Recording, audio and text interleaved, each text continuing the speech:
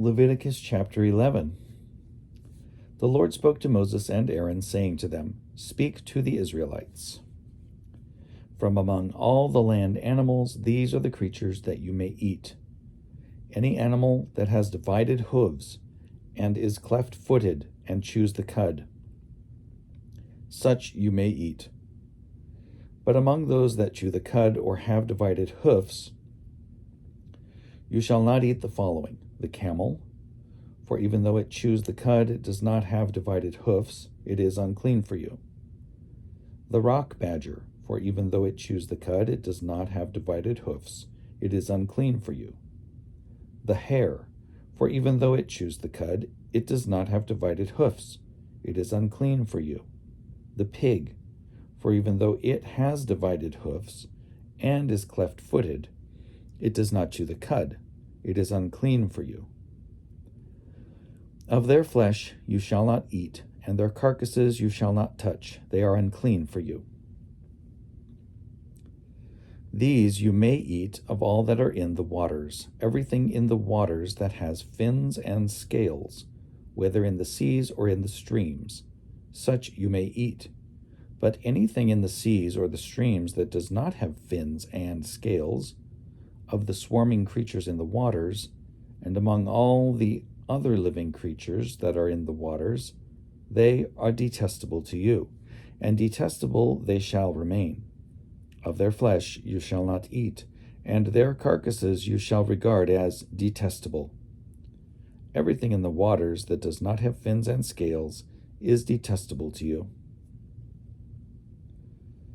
These you shall regard as detestable among the birds. They shall not be eaten. They are an abomination. The eagle, the vulture, the osprey, the buzzard, the kite of any kind, every raven of any kind, the ostrich, the nighthawk, the seagull, the hawk of any kind, the little owl, the cormorant, the great owl, the water hen, the desert owl, the carrion vulture, the stork, the heron of any kind, the hoopoe, and the bat. All winged insects that walk upon all fours are detestable to you, but among the winged insects that walk on all fours, you may eat those that have jointed legs above their feet, with which to leap on the ground. Of them you may eat locusts of every kind, bald locusts of every kind, crickets of every kind, and grasshoppers of every kind. But all other winged insects that have 4 feet are detestable to you. By these you shall become unclean. Whoever touches the carcass of any of them shall be unclean until the evening, and whoever carries any part of the carcass of any of them shall wash his clothes and be unclean until the evening. Every animal that has divided hoofs, but is not cleft-footed, or does not chew the cud, is unclean for you. Everyone who touches one of them shall be unclean. All that walk on their paws among the animals that walk on all fours are unclean for you. Whoever touches the carcass of any of them shall be unclean until the evening. And the one who carries the carcass shall wash his clothes and be unclean until the evening. They are unclean for you.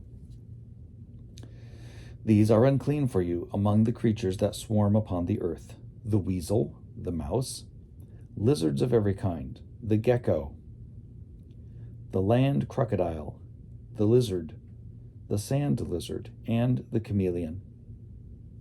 These are unclean for you among all that swarm. Whoever touches one of them when they are dead shall be unclean until the evening.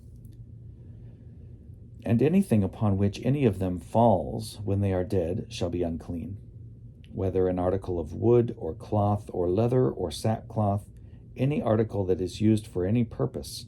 It shall be dipped in water, and it shall be unclean until the evening, and then it shall be clean. And if any of them falls into any clay vessel, all that is in it shall be unclean, and you shall break the vessel. Any food that could be eaten shall be unclean if water from any such vessel comes upon it. And any liquid that could be drunk shall be unclean if it was in any such vessel.